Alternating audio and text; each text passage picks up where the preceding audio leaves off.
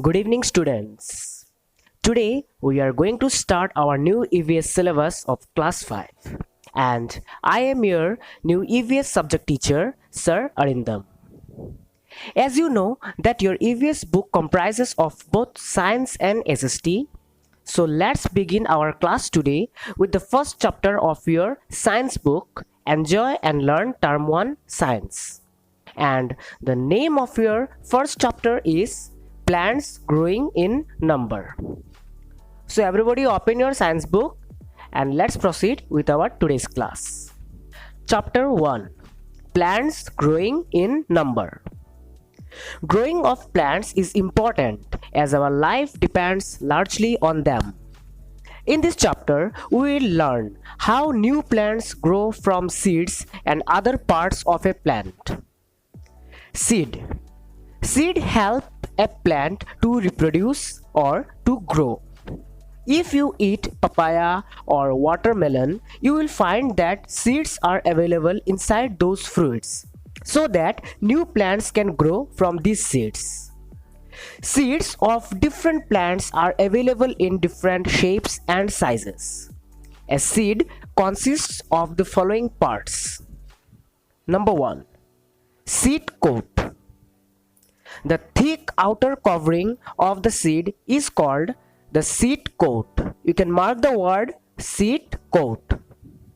It protects the seeds. Seeds also have a scar. You can mark this word scar, which is typically a mark. So seeds also have a scar on the other side where seeds remains attached to the fruits. On the top of the scar, there is a tiny hole through which it allows water to enter inside the seed. Number 2. Seed leaves or cotyledons. Seed leaves or cotyledons store food for the baby plants till it grows into a leafy plant. The baby plant or embryo, you can mark this word embryo, lies between cotyledons, which contains baby root, radicle, and baby shoot, plumule. You can mark both the words radicle and plumule. Cotyledons always protects the baby plant. So you understood what is the role of cotyledons. Cotyledons or the seed leaves always protects the baby plant. Seeds having two cotyledons are called dicot seeds, and seeds having only one cotyledon are called monocot seeds. You can mark these words dicot seeds and monocot seeds. Now let's move forward to the next part of your chapter. Germination of seeds. So what do you mean by the germination of seeds? The growth or the development of a seed into a new plant is called the germination of seeds. A seed requires water, air. In air, you know what is there? Oxygen. So a seed requires water, air, and sunlight for germination. Water helps to soften the seed coat and change the food stored in the cotyledons in a soluble form to be used by the baby plant. This growing process of a baby plant is called seedling. So students, let's come to the dispersal of seeds. So what do you mean by the dispersal of seeds? Can you say what is the meaning of dispersal or disperse? Dispersal or disperse is nothing but scattering of something from one part to the another part. So dispersal of seeds means the scattering of seeds from one place to another by different means away from the mother plant. Okay? You can mark the word dispersal of seeds. This process of dispersal of seeds is very necessary for the better growth of plants. Dispersal of seeds is processed by wind, water, animals, and by human beings. These are called agents of dispersal. So what are the agents of dispersal? Wind, water, animals and human beings. You mark the word agents of dispersal. Let's see some of the processes of dispersion of seeds. Number 1, dispersal by wind. Plants having very small or light seeds also have a wings or hair-like structures and are easily carried away from the mother plant when the wind blows. In this way, the dispersal of seeds is done by the wind. Let's take some examples of this type of seeds. The examples are murder seeds, hiptych seeds and cotton seeds. Okay, you can see in the picture here the murder seed, hiptych seed and a cotton seed. Number 2, dispersal by water. Plants which grow beside water often rely on water to transport their seeds for them. In this way, dispersal of seeds is done by the water. Example, the lotus seed and coconut fruit. The lotus seed and coconut fruits are the examples of plants which are dispersed by water. Number 3 is dispersal by animals, and here human beings are also included. So animals and human beings eat different fruits like apples, mangoes, papaya, watermelon and throw away their seeds in different places. In this way, seeds are dispersed. Also, some seeds of the plants like xanthium or tiger nail have spines on them. Spines like cactus? Yeah. So, xanthium or tiger nail have spines on them that gets attached to the body of animals or clothes of human beings and gets dispersed to different places in this manner. Okay? And the 4th is dispersal by explosion. Some fruits like poppy, pea and babam seeds burst open and explodes after becoming dry, and this force of explosion helps these seeds to scatter away from one place to another. Now students, you should know that all plants do not grow from seeds only. Plants also grows from other parts of the plant. Yes, new plants can grow from the roots, stem and leaves of the plants. And this method of growing of plants from their vegetative parts, these roots, stem and leaves are also called as the vegetative part of a plant. And this method of growing of plants from the vegetative parts of the plant is called vegetative propagation. So you mark the word vegetative propagation. So students, let's just see some of the examples of those plants. Number 1, from roots. Roots of some plants like carrot, beetroot, radish, turnip, sweet potato, etc. can produce new plants. Number 2, from stem. Underground stem of some plants like onion, ginger and potato can grow into new plants. In some cases, some plants like rose, hibiscus, money plant and sugarcane can produce new plants. From these new plants can be grown from small pieces of their stem, and this process is called stem cutting. So students, mark this word stem cutting. Okay? Number 3, from leaves. Some plants like Bryophyllum You can mark this name Bryophyllum. Have buds on the edges of their leaves, and from these buds new plants can be produced. Number 4, from spores. Plants like fern and moss. You can mark fern and moss. So plants like fern and moss do not produce seeds, but they have tiny spores. You can mark this word spores, S-P-O-R-E-S, spores, and these spores help in growing new plants. Now students, let's move to the agriculture part of your chapter. So what do you mean by agriculture? The mass production of plants and animals for food and other purposes is called agriculture.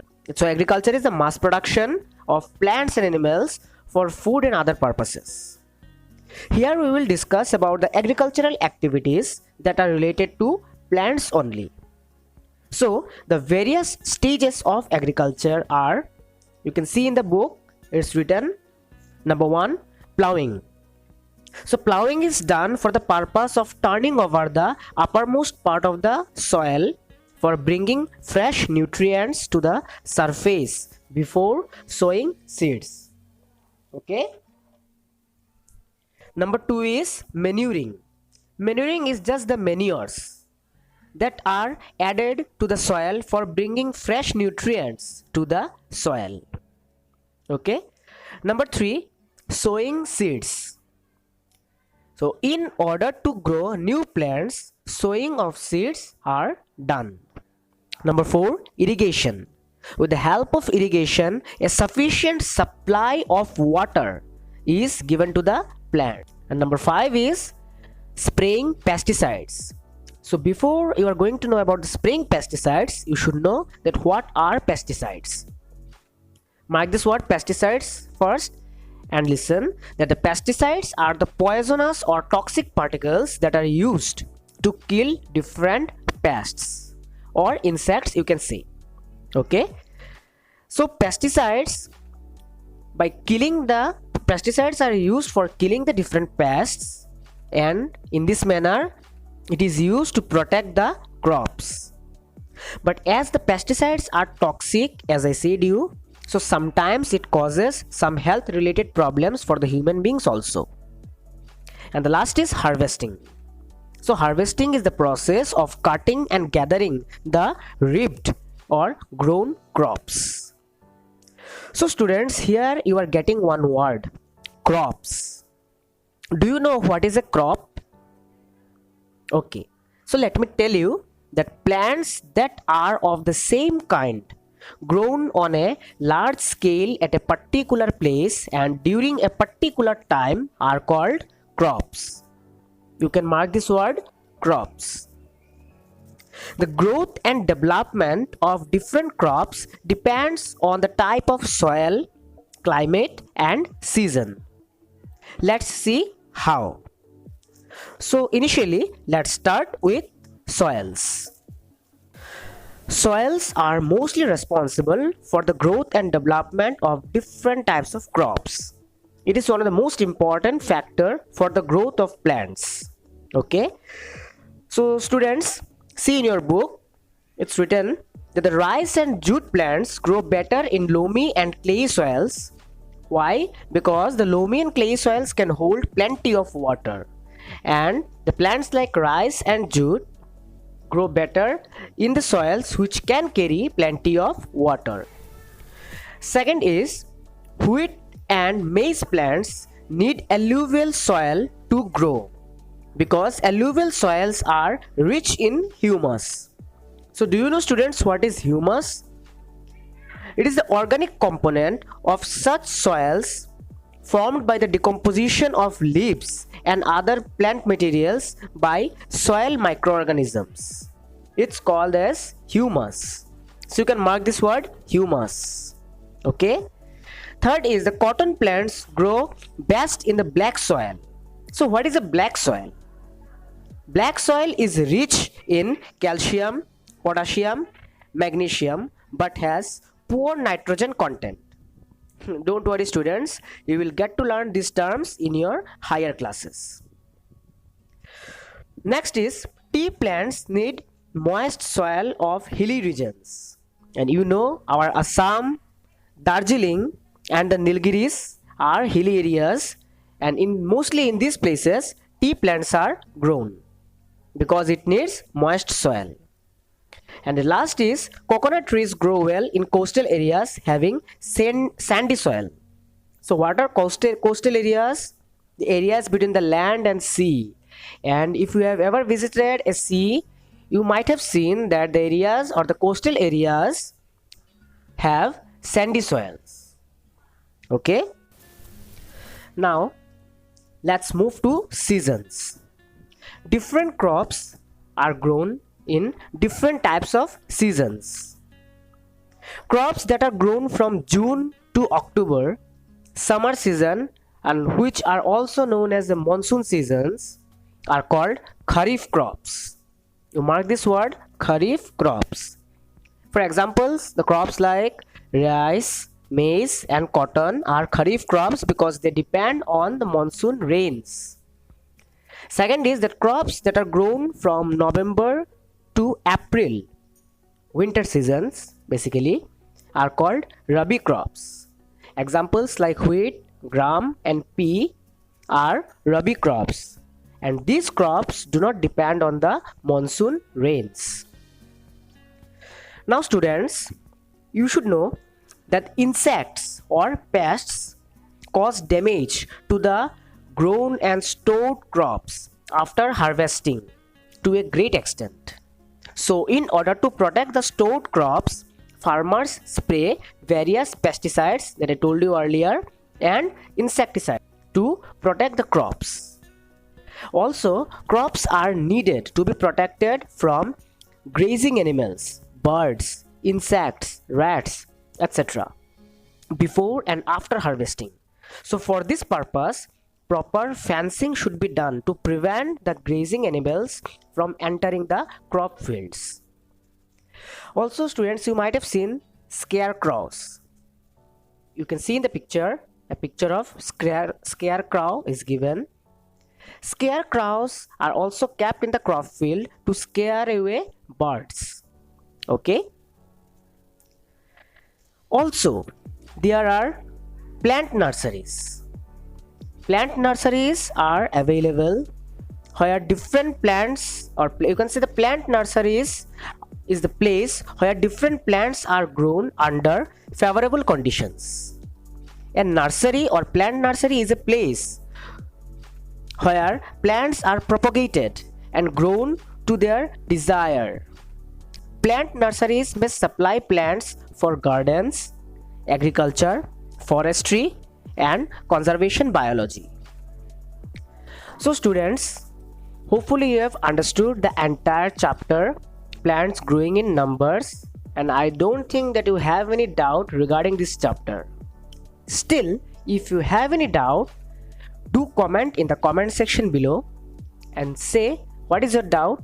I would definitely try to clear your doubts, and if you still have any confusion or doubts, you can say again, go through the entire explanation. I hope everything will be cleared. So students, that's it for today. Keep studying because your education is our care. See you soon in the next video.